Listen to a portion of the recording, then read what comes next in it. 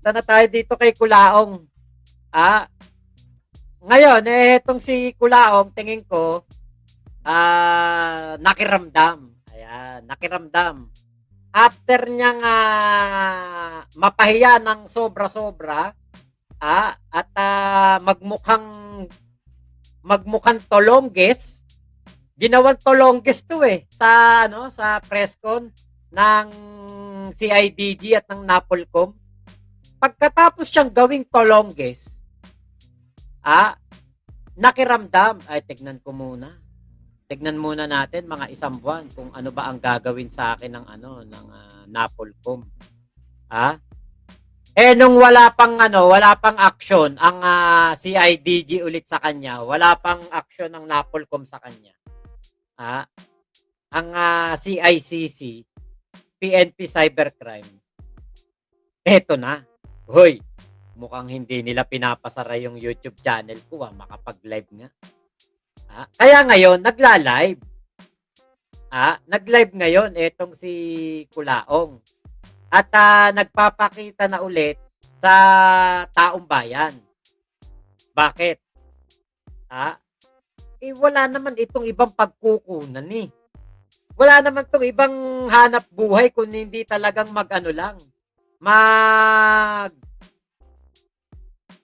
lang ng mag-vlog ng katarantaduhan. Doon lang naman talaga to kumikita. Wala tong ibang pagkakakitaan.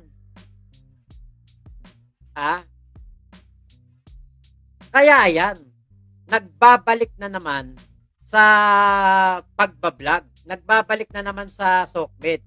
Kahit na pahiyang-pahiya. Kasi alam nyo, kung ako yun napahiya ako ng ganon. Hindi na ako magsusokmit kailanman. Malabo na.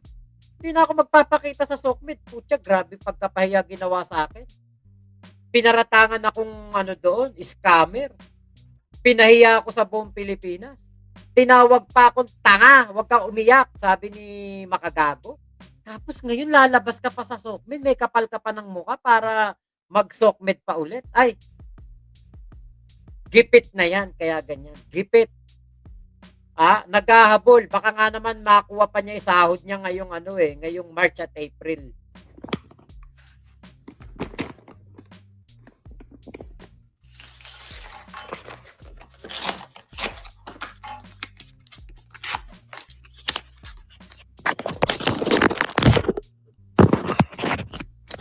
Nagagawa nitong kumag na to.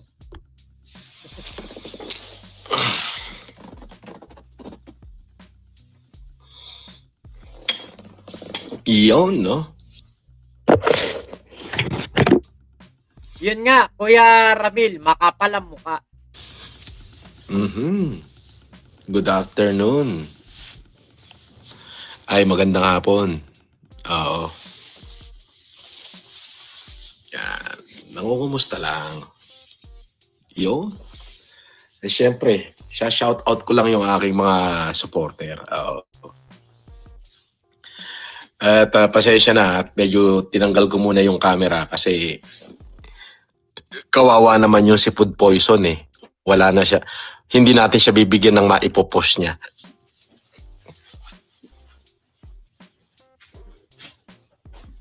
Pero nalaman kagad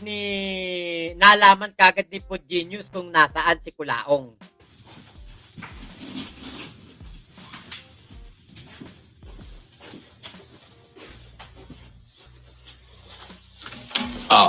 Di ba?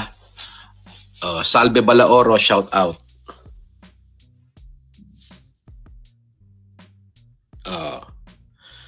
Si Food Poison, wala nang maipost. Kaya hayaan nyo na. Bago na naman ang tawag Food Poison. Para ito, pag nag-post siya, blanco. Balik uli siya dun sa lumang mga post niya. Ganun na lang. Pinagkikitaan niya tayo eh. So, iyon, no? Idol. Shout out sa inyo, shout out. Syempre, shout out ko lang yung ating mga nagbibigay, mga supporter, yung ating mga mare at pare. Yung mga nagpapadala ng GCash, pang Xerox, pangkain nila ni Casper. Okay? Si Anida Bautista, Ems Pascual, Honey Asia, Aiden Tade, Amber Jade, Peli Peli, at si Edmundo Saranya.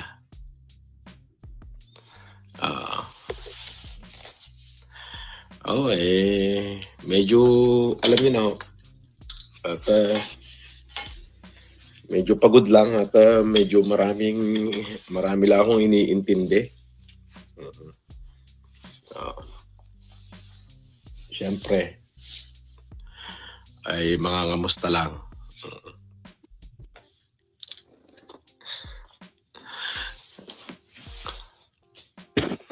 Nakakahiya sa'yo, food poison. Ayan. Para naman, meron kang maipopost. Wala kang maipost, dito ka kumikita, food poison. Kaya, hayaan mo nang kumita at pandagdag sa kabuhayan mo yan.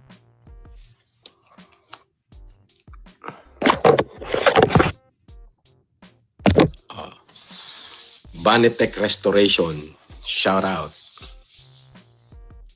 Opo. Stay strong naman tayo. Yan.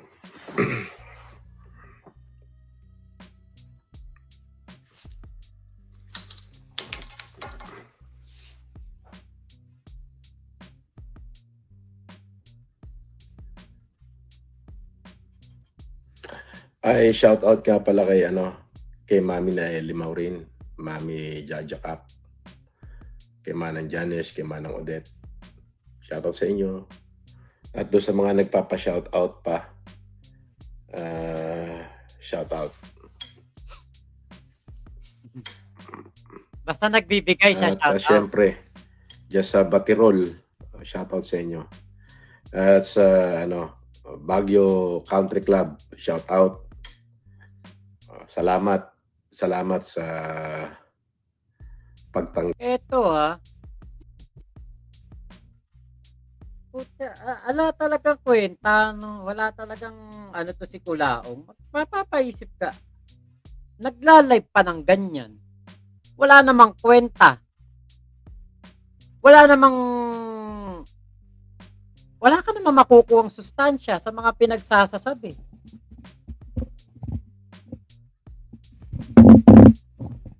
Puti sana kapag nag-live siya, may matututunang mga manonood.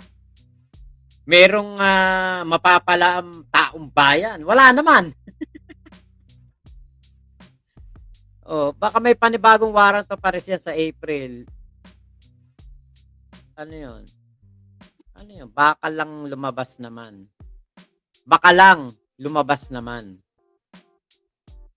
Sabi ko pag timing si FG, magugulat kayo galawan ni Kulaong. Ano yan meron na po talagang meron na po talagang warrant of arrest yan na papalabas. Sana nga naka-live na naman pag nahuli para mapahiya na naman Kuya Edward Luna, hello po. Marilu Tupas, ayan, ng Hong Kong, hello po sa inyo. G. Leia. Ano po yun? Yung sinasabi nyo, barangay? Ano po barangay po kayo ng Bakit po? Tanggap.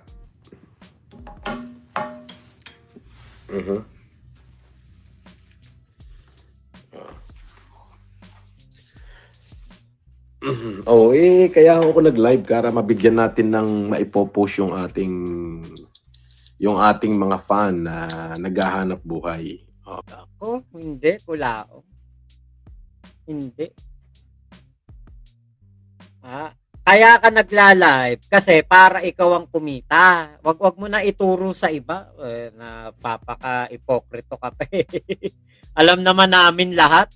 Alam naman natin sa ating dalawa Kulaong, alam naman natin na kung sino ang mas kailangan kumita dito sa SOCMED. Sino ba ang may kailangan ng pampiyansa? Ikaw, di ba? Nako, papaandaran mo pa kami ng ganyan. Ikaw ang mes kailangan kumita dahil marami kang papiyansahan na kaso. Oo, kasi pagka wala akong live, wala silang post, wala silang kita. Oo. Nawawala yung kanilang livelihood. So, bigyan natin sila ng livelihood. Parang mali yata yung dinig ko diyang Kulaong. Kasi, okay. Puntahan naman natin tong isang video ni Kulaong. Parang baliktad Kulaong ikaw ang umaaray, di ba? Dahil nawalan ka ng sokmed. Ikaw ang umaaray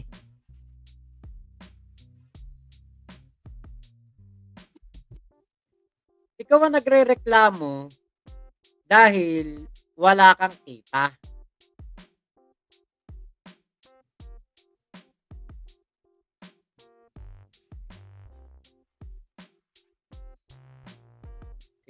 Eto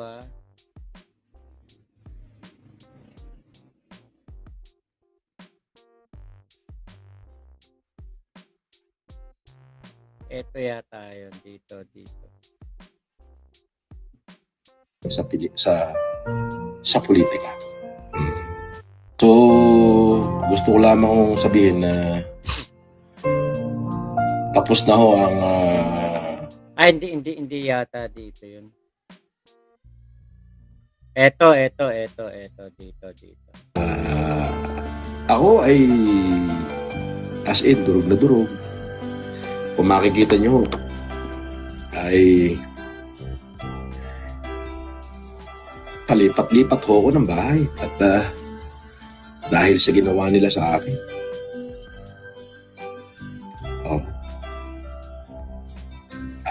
Tinanggalan nila ako ng livelihood.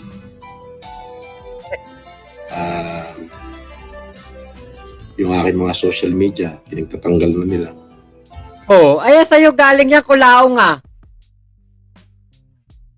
Diba sa'yo galing yan na ikaw ay tinanggalan ng livelihood. Tinanggalan ka ng kita.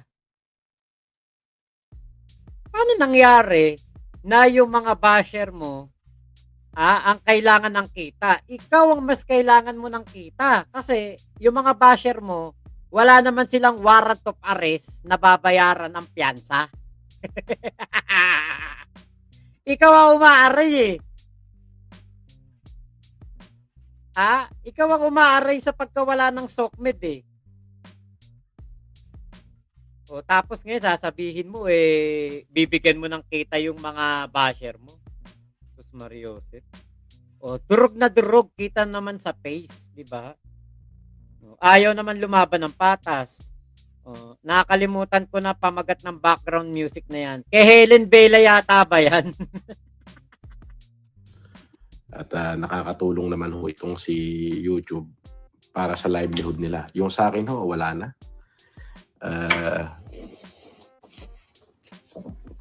Wala nang livelihood.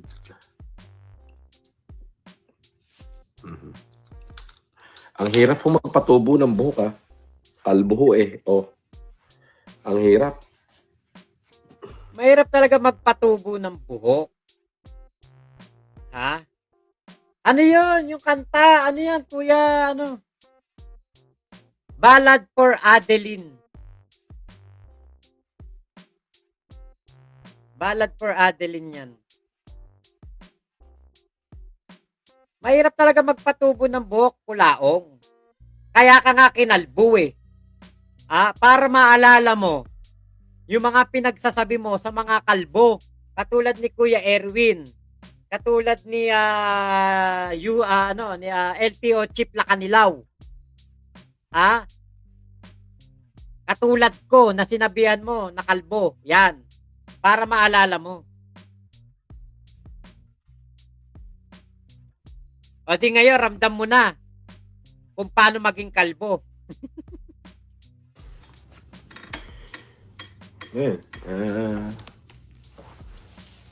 Anyway, syempre, first of all, Putang ina, kanina ka pa naka-live, 5 minutes 33 seconds ka na nagsasalita dyan. First of all pa sasabihin mo. Makapag-English lang talaga to maraming salamat sa Diyos. Thanks to the Lord. Nax. Nax. Akala mo talaga maka-Diyos eh. Mhm. Puro kasama na mga ginagawa. At kahit papano ay tayo ay hindi niya iniwan. Pinagpala tayo, patuloy niya tayong minamahal. At wala naman akong pwede iba sabihin kundi magpasalamat sa Kanya. At syempre, panalangin ko na lang na pagpalain yung mga taong nagmahal sa akin at patuloy na gumagabay sa akin. Huwag po kayong mag-alala. Pag nalampasan ko po itong storm na dumating sa buhay ko, Ay, hindi mo malalagpasan yan. Mahirap lampasan yan, Kulaong. Taon ang bibilangin mo sa kulungan para malampasan yan.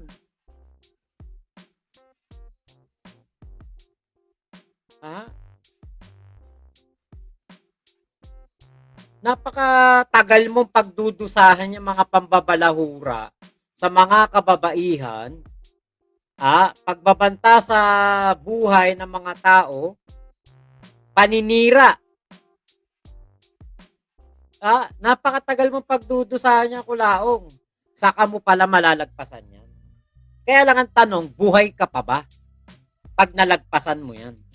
ay sisikapin ho natin na mas lalo pa nating pag-ibayuhin yung pag-share natin ng blessing sa ating mga kapwa Pilipino o ating kapwa-tao.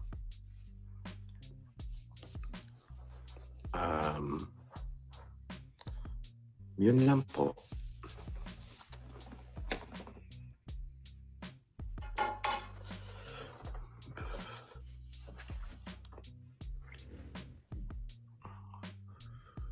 Paawa ang demonyo eh, no? Ito talagang ano eh,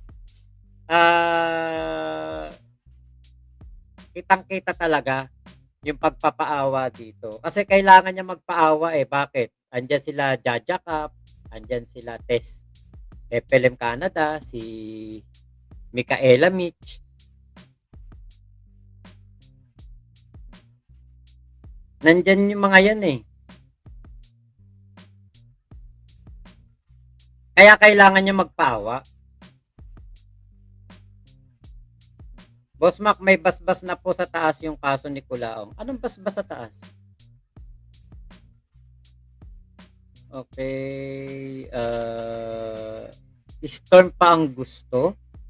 Tanga, may mga darating pang maraming uno. So yun nga, oo, marami. Kasi si MG, meron po siyang inire-ready na kaso kay Kulaong, parang 600 to 700 pages. Ilang counts yun? Manny Pacquiao pa. Hindi lang maingay yung kay Manny Pacquiao pero naidemanda na, tingin ko.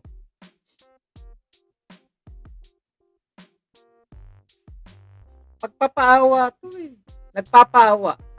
Kala mo aping-ape. Kita niyo yung mukha. Ito tignan niyo yung mukha ni Kulaong. Hindi yan ang Kulaong na nakilala namin. Hindi yan yung Kulaong na matapang. Walang sinasanto. Walang bearing. Ngayon, putya, Kulaong pumapayag ka, wala kang bearing. Bro mo, hinilahod ka sa harapan ng mga Pilipino. Tapos papayag ka, ganyan-ganyan lang. Wala ka palang bearing, Kulaong. Nasaan yung mga pinagmamalaki mo?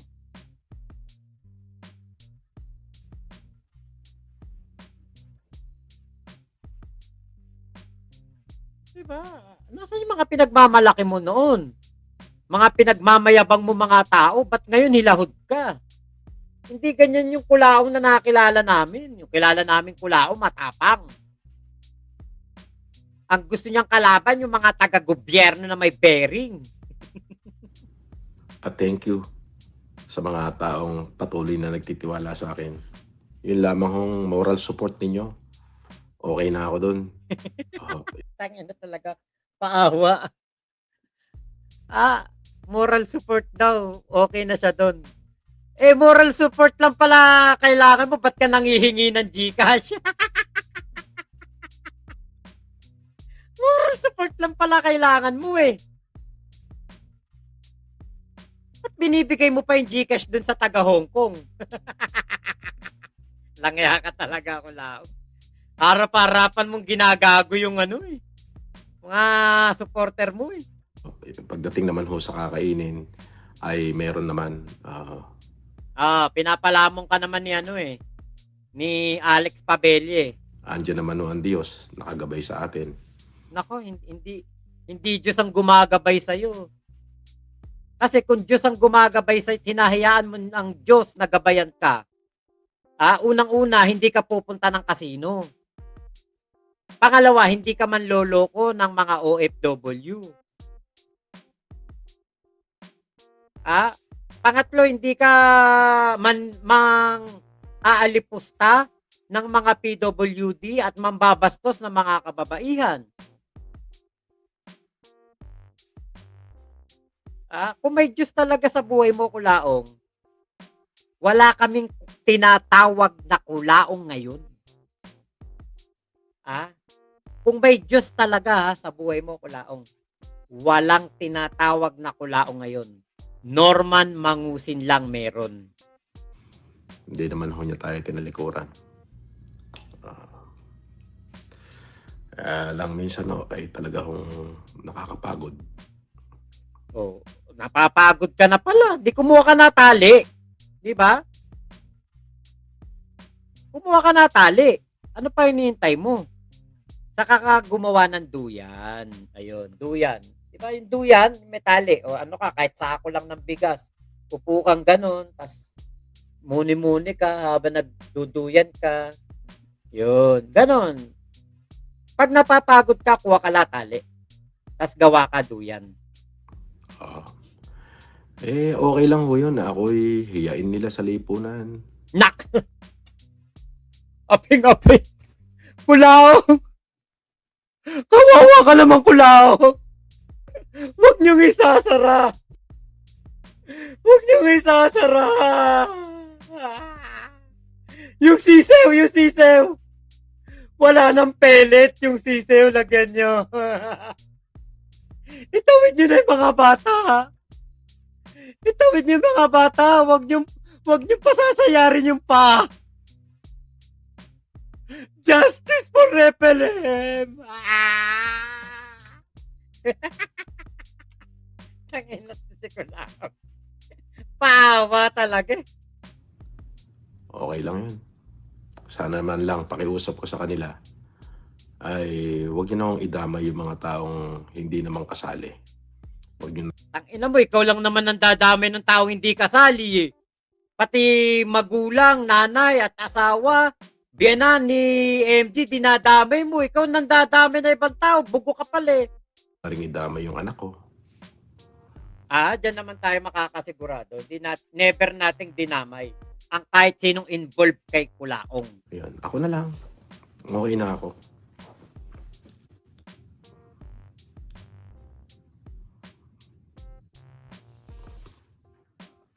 Okay na ba? Okay ba acting? Magkano kaya napadala rito, no? Siguro may huwag ka na malungkot, nak, huwag ka na malungkot. Pare, huwag ka na malungkot. Eto, magkano ba limit ng mo, GCash mo? Padala na kita ng 20,000. Pare, huwag ka na malungkot. Mamaya, bibigyan kita pang ispakol.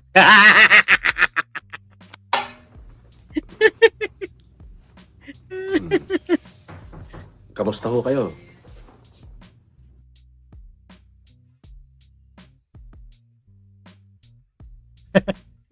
Nagsara na. May kumatok nagsara na may kumatok.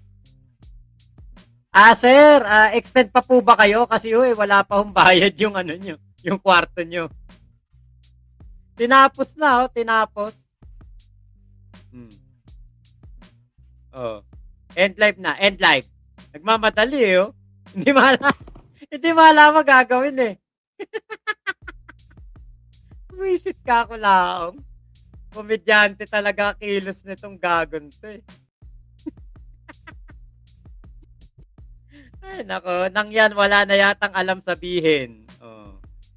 50K na lang yan, Boss Mac, sabi ni Kuya Ramil. Ano ba gusto natin sa kanya? Cremation gamit panggatong? Oh, ikaw lang naman talaga ang toy namin. Yun nga, Kuya Henry. Hakbang na mga bata, Ate May. Tanga, gawain mo mandamay, bugok, di ba, Kuya Elmer? Oh. Ah, panlibing ba yun, Kuya Henry? Kala ko yung mga, wag mo nang isasara, pang ano lang yun. Drama-rama sa hapon. Oh, Boss Mac, ramdam niya yung hagupit pa ng bata sa kanya. Tama, yun nga. Okay. O, gawa siya duyan. Tali niya sa leeg niya. Lang yan. Ako. Boss Mac, may tira na naman si Norman. Back to Sheraton na naman. Kagabi, naglaro sila slot machine. Mama Chups. Eugene, Boss Mac, mukhang makukulong na naman si Kulaong paglabas na mga warrant niyang iba. Oo, meron na talaga. Dapat ipa-cancel na rin yung GCash kasi cancel na yung pangalang Francis Leo Marcos no? Yaya Medel, Kups ni Kulaong, gastos lang daw niya humanitarian. Sabi ng mayor na babae from Guam nag-donate. Oh. Yun nga, puro kasinungalingan naman yan. Tahimik niyang nilisan yung inuupahan niyang bahay sa BF Homes Baka nga. Funeral support, ayaw mo Kulaong? Okay, nasa na kaya yung mansion at asyenda niya sa Isabela? Wala yun, hindi totoo yun. Ilang beses siya nagpaikot-ikot ng Isabela, Nueva Vizcaya, Ilocos, wala na ipakitang bahay. Lagi nasa gilid ng kalsada nagla-live sa susunod, hihingan na niyan piso sa lahat ng subs or followers. Aba, meron siyang 47,000 subscriber. Tig-piso ba? 47,000 din yun. Naalala ko ang duyan na sako ang gagamiting upuan, Boss Mac. Ganyan kasi kami dati yung sako ang upuan. Ay, naku talaga si Kulao. So, paano po? Maraming salamat sa pagsama nyo dito sa ating live. Mamaya ulit, magla-live ulit tayo hapon. Tapos gabi. Siyempre may Kulaong time na. Ayan. Hindi na ako pwedeng hindi magkulaong time mamaya. So maraming salamat po Ingat po kayo. Nasaan mang panig kayo ng mundo. Momo, chup chup, love you. God bless us all. Pilipinas. God first.